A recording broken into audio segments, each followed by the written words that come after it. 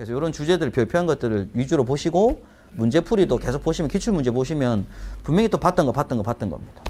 그렇게 준비하시면 돼요. 우리가 위험물 사업을 하실 분들은 위험물 사업 하실 분들은 자세히 봐야 되는 거고 시험 마실 분들은 그냥 대충 보셔야 됩니다. 위험물법 같은 경우에는. 자, 예방규정 봅니다. 예방규정만큼은 단골이기 때문에 외우셔야 돼요. 요건 꼭 준비를 하시는 게 맞는 주제고.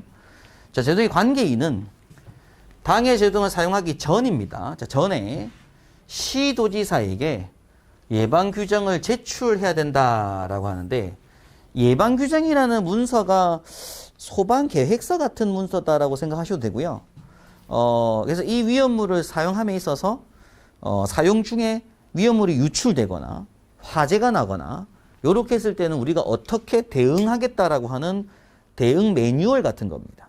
신고는 어디다 하고 뭐 이때 화재 시에는 어떻게 조치하고 이런 것들을 대한 어떤 화재 대응 매뉴얼 같은 건데요. 그런 예방 규정을 사용을 시작하기 전에 시도지사에게 제출하라고 하죠. 그런데 모든 제도들이 다 하는 게 아니라 이 예방 규정을 작성 제출해야 되는 대상이 있기 때문에 그 대상 관련된 문제가 시험 나온다고 보시면 됩니다. 그래서 이걸 외우실 때는 저는 이렇게 외워야 되기 때문에 제1 외내 탱 암이 저는 이제 이렇게 외우고 있다라는 말씀 드리는 거고 요게 순서가 10배, 100배, 150배, 200배 마지막은 배수 상관 없이 뭐 이런 얘기입니다. 그래서 요 대상들은 예방 규정을 반드시 정해야 된다. 이렇게 보는 거고요. 그럼 제가 뭐겠어요? 제가 제조소입니다. 일자 들어간 건 일반 취급소밖에 없어요. 일자로 시작하는 건 일반 취급소입니다.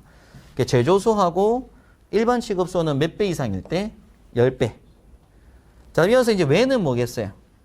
외는 옥외입니다. 내는 뭐고요? 옥내고요. 그래서 요건 옥외 저장소, 옥내 저장소예요. 그럼 요 탱이 뭐냐면 요건 옥외 탱크입니다. 요게 좀 중요하셔야 돼요. 탱크 워낙 많잖아요, 사실. 탱크 워낙 많은데 우리가 제일 크게 제일 많이 보는 게 옥외 탱크 저장소거든요. 그래서 탱은 옥외 탱크다라고 기억하시면 돼요. 마지막 암이 나옵니다. 암이. 그럼 여기서 암은 뭐겠어요?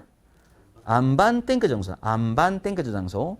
그다음 이라고 하는 건 사실 공부했던 게 두 가지가 있어요. 이송 취급소하고 이동 탱크 저장소하고. 그중에 이동 탱크는 아니고 이동 탱크 저장소는 안 하겠죠. 차량인데 뭐 위험으로 유출됐을 때 어떻게 대응하게 되는 게 필요 없잖아요. 그래서 이송 취급소. 그래서 여기는 암반 탱크 저장소하고 이송 취급소입니다. 이런 것들은 얘네들은 배수 상관없이 무조건 하라고요. 그런데 얘네들은 요 배수가 뭐가 됐을 때 이상이 됐을 때 예방 규정을 작성 제출해야 된다 이런 얘기입니다. 그 배수 묻는 문제가 시험에 나오고요. 또 밑에 당구 장막도 중요해요. 다만 사류 위험물만을 지정 수량 50배 이하로 취급하는 일반 취급소로서 다음 언어에 해당하는 것은 제외. 그래서 아까 우리 일반 취급소가 원래 10배 이상일 때인데 요때 이제 사류 위험물만 지정 취급하는 50배 이하. 일석이류 알코올류는 10배 이하로서 다음에 해당하는 제외 이런 얘기를 해서 A, B에 보일러, 버너 또는 이와 비슷한 것으로서 위험물을 소비하는 장치로만 이루어진 일반 취급소, 용기 옮겨 담거나 촬영된 고정된 탱크에 주입하는 일반 취급소 나오죠. 요거는 이제 50배까지도 할 필요가 없다 이런 얘기죠. 얘네들은 원래 아까 제가 제조소하고 일반 취급소는 10배 이상일 때는 하라고 했잖아요.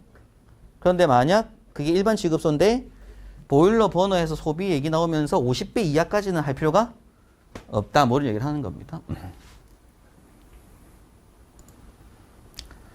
그럼 예방 규정이 이제 들어가는 것들이 앞서 제가 말씀드렸지만 이제 어떤 화재 시 질병 매뉴얼인데 여기 보면 일단 대리자 관한 사항도 있고요. 조직이 있고요. 자체 소방차 배치에 관한 사항, 교육 훈련에 관한 사항이 있고요.